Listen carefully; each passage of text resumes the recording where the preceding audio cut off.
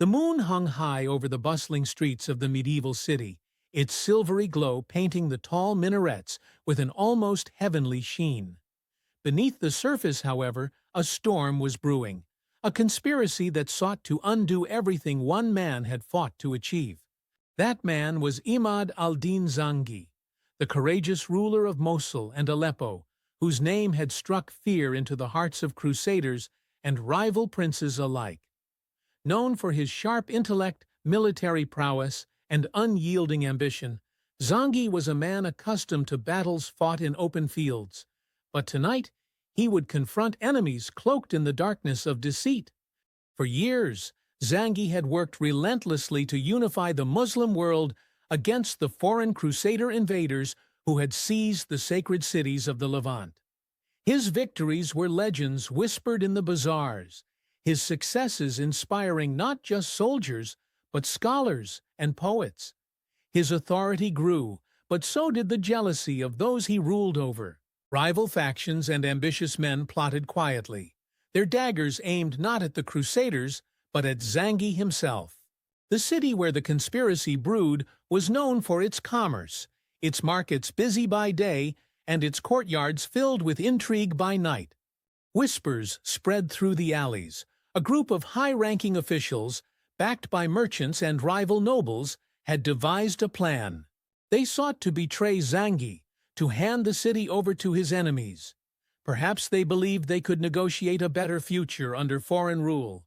Or perhaps it was simply greed, blinding them to the devastation their actions would bring. Zengi was no fool.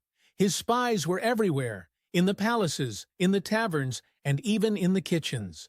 The reports reached him quickly. The plotters had gathered one final time in the shadow of the city's great mosque, their meeting hidden behind layers of bribes and secrecy. But Zengi had already moved his pieces into place. Just before sunrise, his soldiers swept into the conspirators' meeting. The doors were locked from the outside, and those inside had no place to run. Without shedding a drop of blood, Zengi's men brought the traitors before their master. The ruler's piercing eyes examined each of them as they knelt before him in shame and fear. "I entrusted you with the safety of this city," Zengi spoke, his voice cold but steady, "and you would sell it to our enemies. Not for honor, not for justice, but for silver and ambition." The punishment was swift, yet calculated.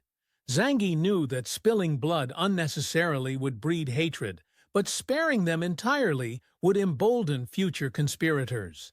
A public judgment followed, where the guilty were stripped of power and exiled, their names forever etched in disgrace. It was both a warning and a demonstration of his resolve. Treachery would not be tolerated. As the city returned to its usual rhythm, Zengi reflected on the night's events. This victory was not one of swords and banners, but of vigilance, strategy, and the wisdom to act before the storm struck. Though he remained steadfast, the incident served as a grim reminder that the greatest threats often emerged not from the enemy outside the fortress, but from treachery within its walls. Imad al-Din Zengi's story that night became another testament to his resilience as a leader.